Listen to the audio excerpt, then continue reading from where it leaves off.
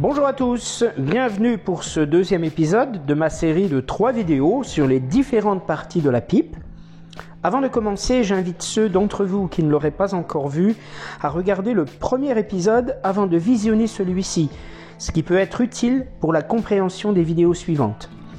J'y présente la série et les noms des parties de la pipe dans le cas général.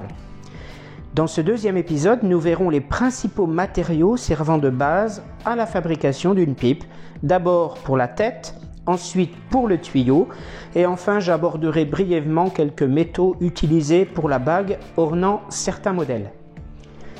J'illustrerai mon propos avec quelques images, mais les modèles fabriqués à base des matières évoquées ici figureront surtout dans la troisième partie. Tout d'abord donc la tête. Pour le bois, ce sont des bois durs qui servent à fabriquer la tête afin d'éviter les cassures ou les fendillements pendant la fabrication et à l'usage. Le plus courant est bien sûr la bruyère, pas n'importe laquelle, puisqu'il s'agit de la bruyère arborescente, dite Erica arborea, terme savant latin. C'est un arbuste avec de nombreuses ramures et qui pousse sur le pourtour méditerranéen. Entre les branches et les racines se situe le broussin dont on tire les ébauchons, servant eux-mêmes à préparer, sculpter, usiner, peaufiner la version souhaitée de la tête de la pipe. On ne se sert pas des racines qui se situent sous le broussin. Le poirier, lui aussi, est un arbre dur dont on peut tirer de beaux modèles, comme par exemple ceux-ci, dont ma balandisse qui fait ressortir de jolies veines du bois. On a aussi le morta, c'est un bois mort, en général du chêne, en cours de fossilisation. C'est un bois à l'origine très humide, envahi par les eaux, et devenu imputrescible, c'est-à-dire qu'il ne peut plus pourrir.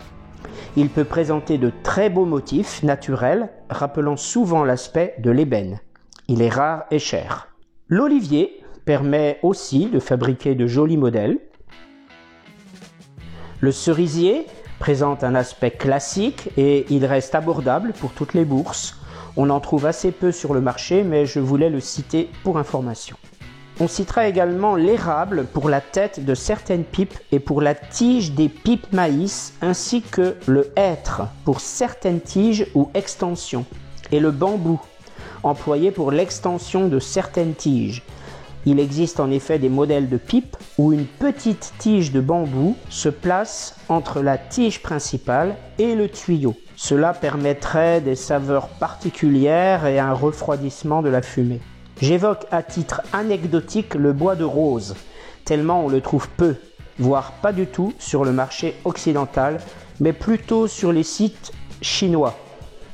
Certains en apprécient le fumage et les pipes à base de rosier sont très bon marché.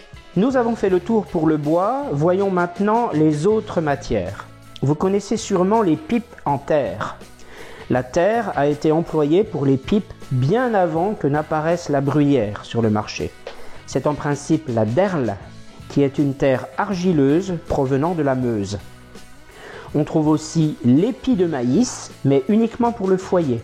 Donc les pipes dites maïs, ce sont les pipes à base d'épis de maïs, et dont le plus célèbre fabricant est la Mesrim Meerschaum Company aux États-Unis, qui jouit d'une réputation mondiale.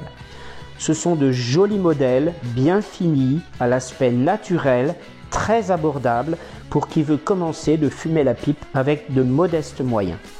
J'en ai une et je n'ai jamais été déçu de mes fumages. Il y a aussi des modèles chinois dont les prix défient toute concurrence, mais ils sont très fragiles et produisent un goût et des odeurs particulièrement désagréables. Ils brûlent facilement, je vous les déconseille.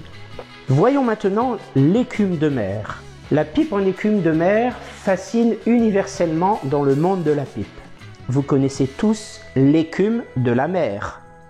Eh bien, voici un extrait d'un reportage sur l'écumeur pipier, réputé pour fabriquer les pipes en écume. Regardez et écoutez bien. Cela fait plus de 50 ans qu'on n'avait plus vu cette silhouette.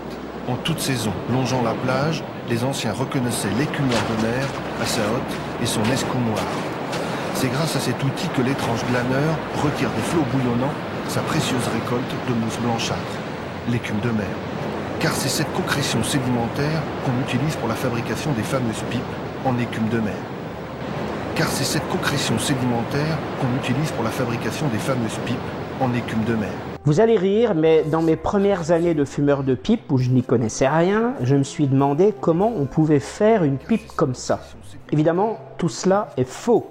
L'écume de mer est en réalité une roche, un minéral léger et poreux que des marins pouvaient voir flotter sur la mer Noire, rappelant l'aspect de l'écume de la mer. Il existe en gisement en Turquie, non directement au bord de la mer, mais principalement dans la région de Eskişehir, à environ 150 km de la mer Noire. Son nom scientifique est l'hydrogénosilicate de magnésium.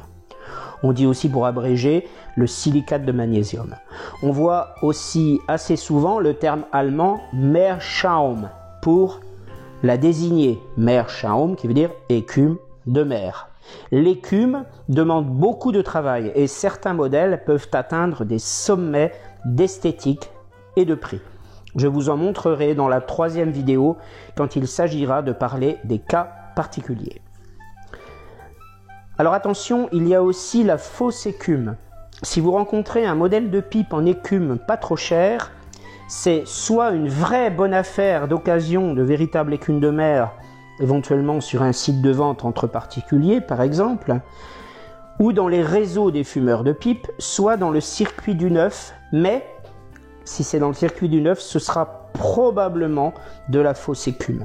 Il s'agit d'une sorte d'agglomérat bricolé entre de la poudre ou des résidus d'écume de mer et d'un agent liant quelconque.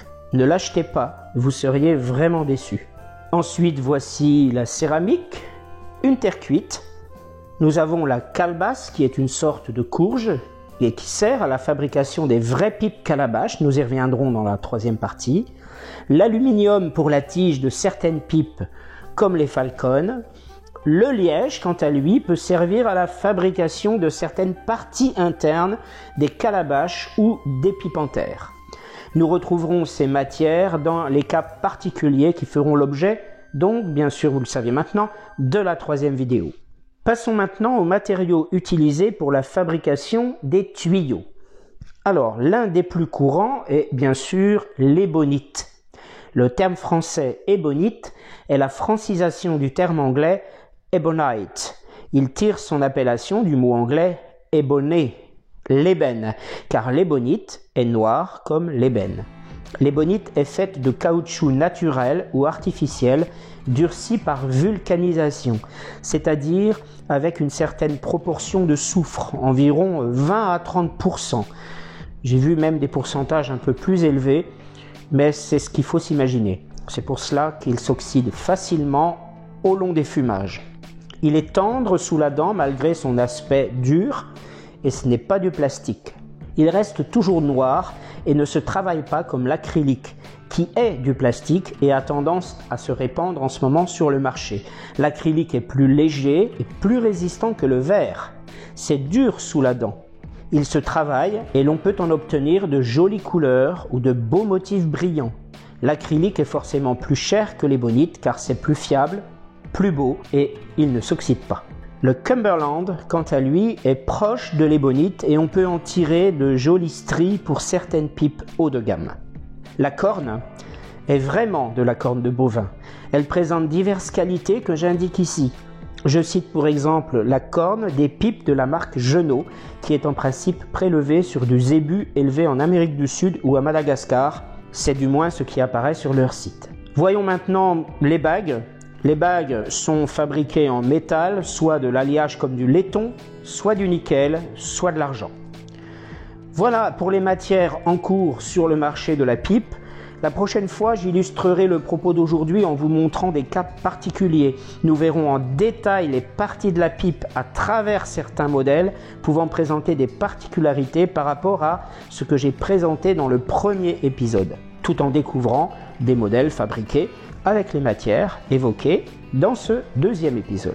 Voilà, j'espère que cette vidéo vous aura plu. Merci pour votre attention, portez-vous bien, bonnes vacances aux Haussiens, à bientôt.